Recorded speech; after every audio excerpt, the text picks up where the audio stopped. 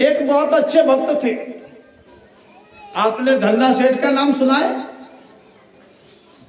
लड़ाई हो जाती है तो कैसे कहते हैं, बड़ो आयो धन्ना सेठ। क्या कहते हैं? ऐसे ही बोलते ना, बड़ो आयो धन्ना सेठ। धन्ना सेठ पहले कौन था? धन्ना नाम का एक भगत था, वैश्य वर्ण में पैदा हुआ धन्ना। धन्ना जी बहुत अच्छे भगत थे, ठाकुर जी की सेवा पूजा किया करते थे, चरणामृत लिया करते थे, सबको पिलाते थे। धन्ना भगत जब धीरे धीरे विवाह योग्य हो गए, उनके घर वालों ने कहा अब धन्ना का विवाह करेंगे, धन्ना हमारा विवाह योग्य हो गया है। धन्ना की शादी करनी है। शादी वाले आ गए। धन्ना कहने लगा देखो भैया, आप मेरी शादी करना चाहते हो तो मैं तैयार हूं, लेकिन शर्त एक है। शर्त क्या है? मैं उसी लड़की के साथ शादी करूंगा जो 100 संतों को रोजाना भोजन कराएगी। धन्ना सेठ बहुत पैसे वाला था। धन्ना सेठ के घर में बड़े बड़े अच्छे अच्छे घर के शादी के लिए आते थे कि हमारी लड़की की शादी हो जाए, कि हमारी लड़की की शादी हो जाए।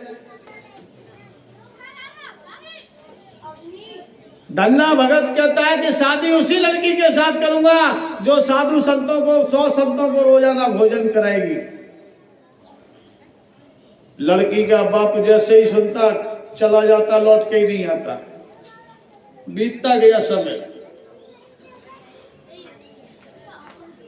एक भक्त परिवार का एक सेठ आया शादी करने के लिए। धन्ना भगत के परिवार को देख करके, धन्ना भगत को देख करके बहुत खुश हुआ। धन्ना जी से वार्तालाप हुआ, आपकी कोई डिमांड? धन्ना जी कहने लगे डिमांड एक है। क्या?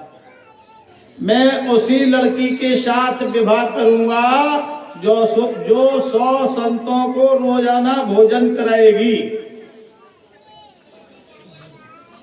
मुझे ऐसी लड़की चाहिए जो 100 संतों को रोजाना मेरे घर में भोजन करावे। लड़की के पिताजी कहने लगे कोई बात नहीं है, लड़की तो हमारी बहुत सुशील है, गुणवान है। अब लड़की से बात करते हैं, तब बताएंगे, हम आपको कल जवाब देंगे। लड़की के पिताजी चले गए, शाम को घर पहुंचे, अपनी परिवार में बैठे, वार्तालाप हुआ।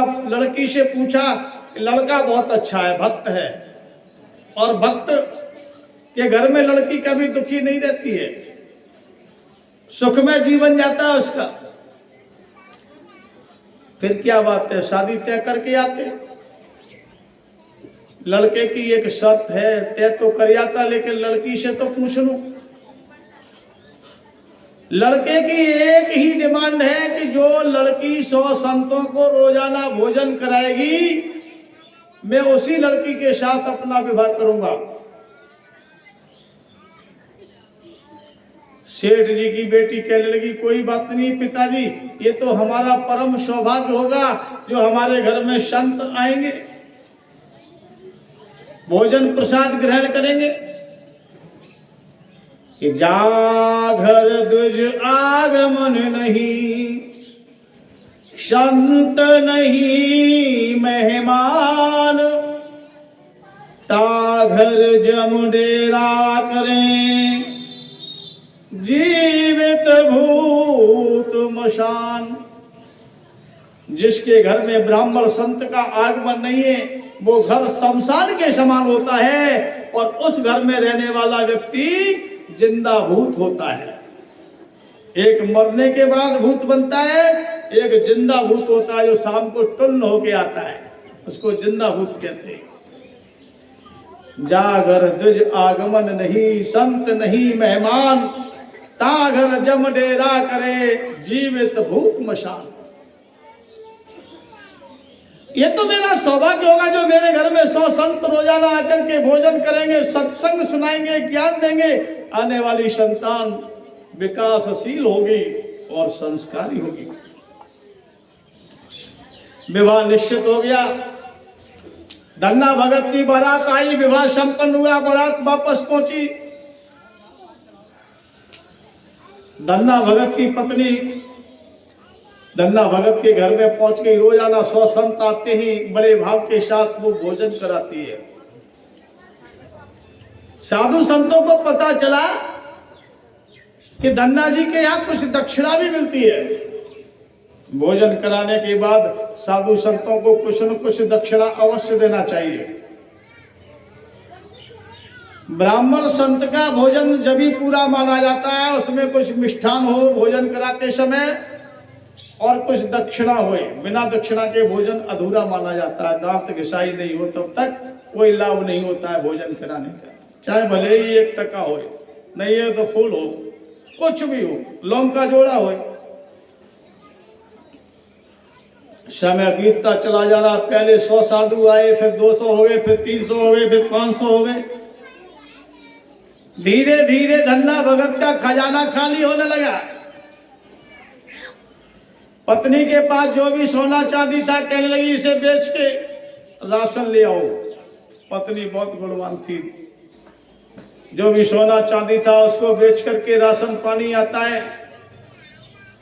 साधु संत आते, भोजन प्रसाद ग्रहण करते हैं। समय बीतता चला जा रहा है।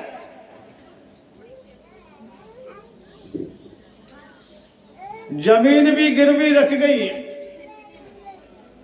मकान भी गिरवी रख गया। धन्ना भगत ने डकैती डालना शुरू कर दिया।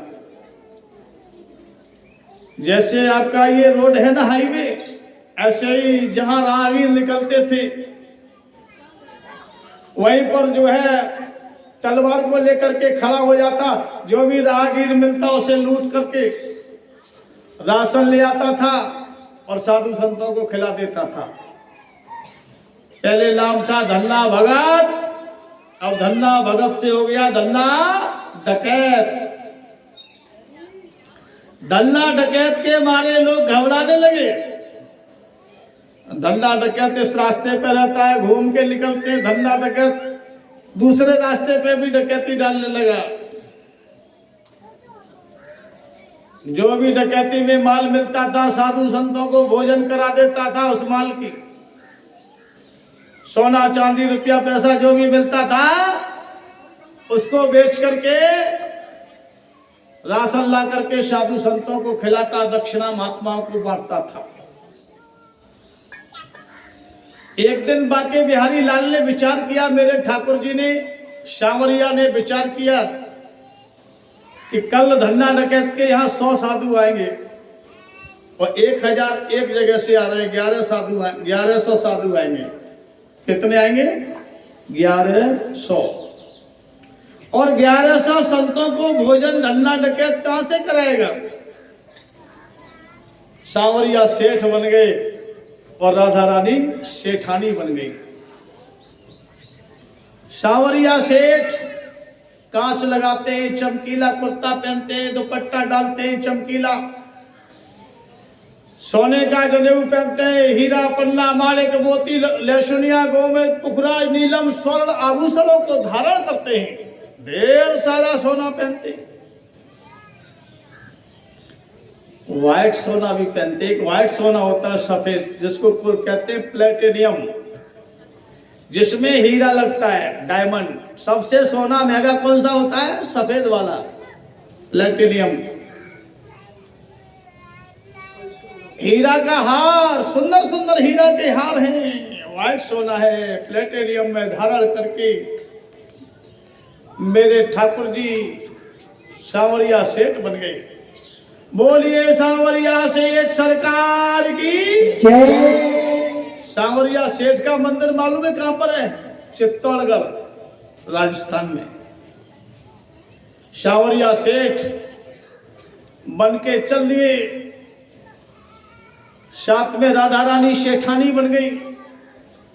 ढेर सारा सोना पहन के वो भी चमकती हुई चली जा रही है। धन्ना डकैत सामने आकर के खड़ा हो जाता है।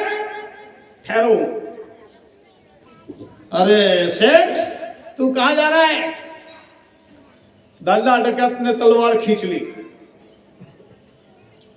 सेठ जी कहने लगे भैया मारो मत। सेठानी जी कहने लगी भैया मारो मत, आपको जो चाहिए वो ले लो। सावरिया सेठ से धन्ना डकैत कहने लगा पहले अपना पीताम्बर उतारिए, पीताम्बर बिछाइए।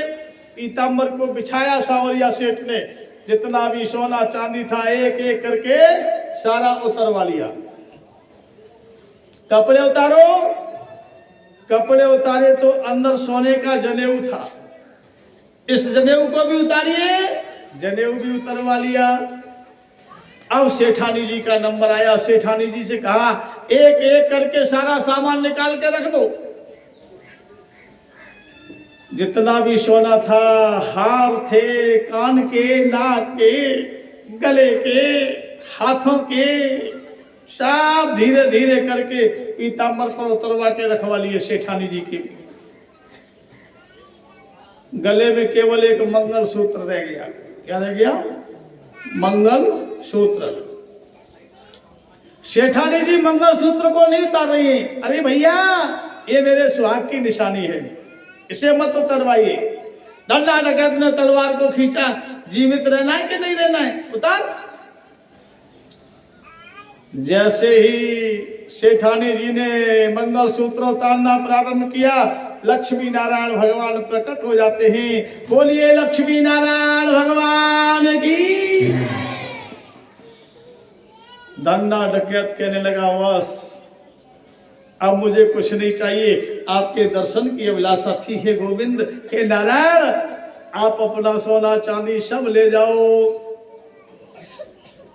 सावरिया सेठ कहने लगे ये जादू की छड़ी और है मेरे पास, जिधर घुमाएगा उधर सोना ही सोना, जिधर घुमाएगा उधर चांदी ही चांदी, ऐसे घुमाएगा जैसा महल चाहिए वैसा महल मिलेगा तुझे। आज सावरिया सेठ एक जादू की छड़ी और दे गए और कहने लगे चाहे जितना भंडारा कर अब खिलाता रहे और मौज लेता रहे, जीवन अच्छे से कटेगा। जहां मेरे सावरिया सेठ विराजमान हो जाते हैं वहां कभी किसी बात की कोई कमी नहीं होती है। कमी किसके यहाँ होती है? किसके यहाँ होती है? कमीनों के यहाँ। खुला बाजार किस्मत का, यहाँ हर चीज मिलती है और लिखी जिसके मुकद्दर में उसी को मुफ्त मिलती है। राधे, जोर से बोलिए राधे राधे। जय जय श्री राधे श्याम। ये कथा 16 तारीख तक चलेगी और 17 का विशाल भंडारा है। सभी अपने मिलने वालों को, यार दोस्तों को, रिश्तेदारों को कथा सुनवाएं और 17 तारीख को भंडारा प्रसाद ग्रहण कराएं और व्यवस्था को भी संभालें।